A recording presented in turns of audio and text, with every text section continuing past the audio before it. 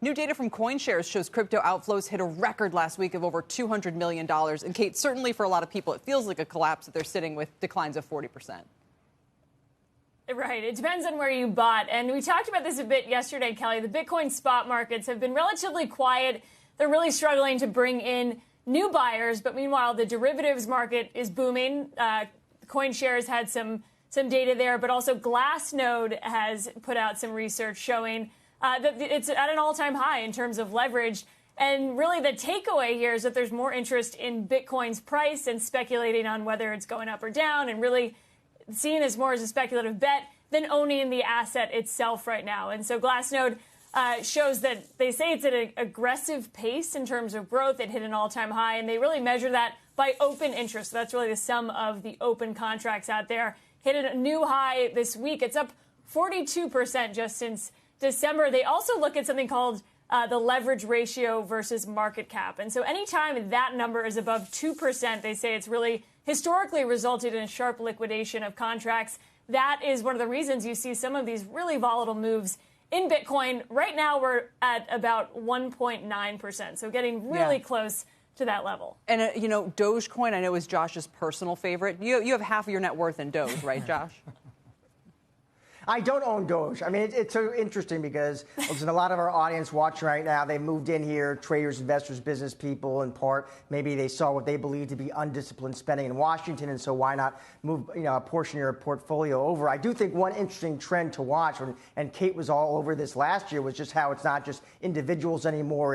It's companies, it's corporations, it's financial institutions, it's countries. And so bulls would argue that's, Kelly, perhaps a long-term powerful tailwind. Absolutely. And Steve, even Bill Miller, the headlines yesterday, half of his net worth. Well, when you buy in 10 years ago or however long he did, and a small part of your net worth, it can certainly grow to a number that large. Definitely. And I think you hit it on the head, though. When Josh talks about this, he talks about who's investing in it. And you give a name of a famous investor. What does that mean? It means it's becoming ubiquitous. It means that back when it first started out, no one was going to be the first crusader to sit there and say, I'm in Bitcoin. You got run over. Now, a lot of people give it the credibility, the validity that it's actually an investable tool. And to Josh and your point, there's other coins that people are willing to invest in. So although I do believe that the path for Bitcoin is higher, I also believe that people are going to dive in a little more aggressive into the cheaper coins, because the average person looks at Bitcoin, even where it's at now, even though it's off dramatically from its high, they look at it and say, really, where is it going to go from here? Even though I do believe it will ultimately go higher, right. The average person wants to buy the other coins. We'll talk to Jack Mallers about that next hour. But for now, let's move along and talk some KeyBank upgrading shares of AMD to a buy today. They like the cloud exposure, say it should help outperform other chip makers. AMD's down 4% to start the year. It is rebounding today somewhat. And Count Kramer is a buyer here as well. He told the CNBC Investing Club he's scooping up shares of AMD and Marvell, Josh.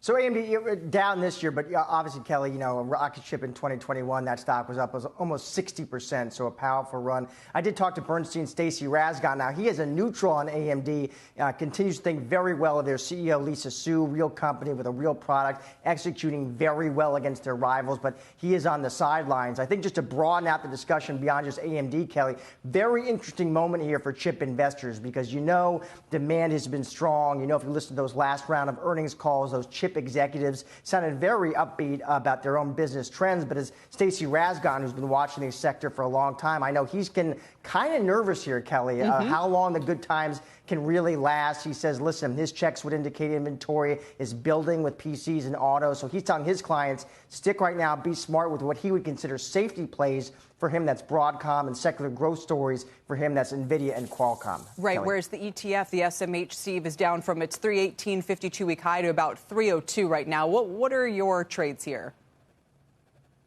So if you look at, as Josh said, NVIDIA and AMD, respectively, NVIDIA is up 100% in a 1 year, on a 1 year basis. AMD's up 40% or so. So just think about what Josh just said. If you're a company, what are you going to do if there's a chip shortage? You're going to overorder. What does that do to supply? So once we get out of this supply chain issues, there's probably going to be a glut of chips that are available. So while I am long-term bullish on chips, because everything from your connected car to your home to your computer, your home office, all of our lives are becoming more chip-oriented, they are going to tip that balance with the supply chain freeing up. There's going to be too many chips, believe it or not, all too soon than we all want to realize. That's exactly what Stacey and others are watching and wondering about. All right. As I swallow. Citi is hot on beaten down consumer staples, naming Hostess, General Mills, and even Oatly as top picks for 2022. Oatly, the alt milk brand, has gotten crushed since going public last May. It's down 60%. But Citi says growth should accelerate and margins should improve as more manufacturing capacity comes online.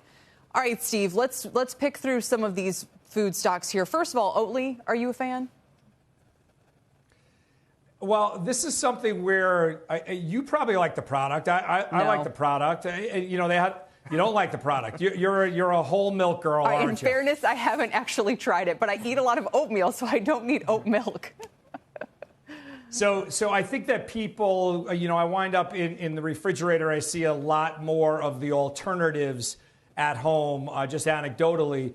But when you look at these stocks, in theory, they make a ton of sense. In practice, they never really work out. Look at Beyond Meat. Everyone was going crazy over Beyond Meat. It's down 41% on a year-to-date, or not a year-to-date basis, on a one-year basis. If you look at Tyson, it's up almost 40%. So these old players really come back into vogue. These new players where the correctness of people's diet and all the allergies that are coming into place, I don't know if it translates. The point is, I don't know if it translates to a good stock. I'd rather see this thing bottom out just a bit more and then run a little bit before I got on board. I think it's a reminder, Kate, that there can be a secular trend. I totally agree with Steve. I see oat milks, alt milks everywhere, but does that mean that the name brand is necessarily going to reap all the gains? Right, absolutely. I mean, the consumer demand is clearly there, and Steve mentioned alt meat and things that trend is really been on a tear, but they've had to deal with some of the similar issues to even the chip stocks. They've had supply chain issues. When you look at it from a pricing perspective, is it the right time to buy? It trades more like a tech stock and a highly valued name than just a classic consumer staple. And it'll be interesting if they can expand beyond just oat milk. I mean, how big is the addressable market for oat products? I know they've got things like ice cream, but how many people are going to be buying more than a carton of oat milk a week? And who knows what else they can do. I know, and I love the consumer design and the packaging. Like, if I could buy it for that, I would. But again, there's a lot of oat milks out there. I'm a fan, personally. There's Oatly in my fridge. So. There you go. All right, let's pivot to something a little less healthy, which is Krispy Kreme. Bank of America hot on the name today, initiating coverage with a buy and a $23 price target. Kind of making a fun observation about the business model. They're bullish on donut distribution because the long shelf life means Krispy Kreme can ship consistent product around to markets globally. In other words, Josh, they don't have to worry about making it fresh on-prem at every location. The product can hold up pretty well in transit. I was surprised by this one, Kelly, because I remembered Krispy Kreme. To be honest, I don't follow the story that closely. I did remember it sort of had its moment. You remember you had seen Krispy Kreme at parties, even weddings. I didn't know that was really still a thing. I don't follow the donut space all that close. I'll tell you, my 2-year-old, if you want her to do anything right now, it's a powdered donut hole. So there is some strong donut demographic, but that's about the extent of my knowledge, Kelly. Steve? Well, it is pretty amazing that the chart looks better on Krispy Kreme than it does on Oatly, right? Because no one wants to say that I want to take down 5 donuts with a nice big glass of whole milk. That's not a popular thing to say, but that's probably what people are doing in the privacy of their own home. But when you look at the stock, it's got a light float. It's only about 167 million shares out. It's bounced from its low around 1270 up to about 19.5.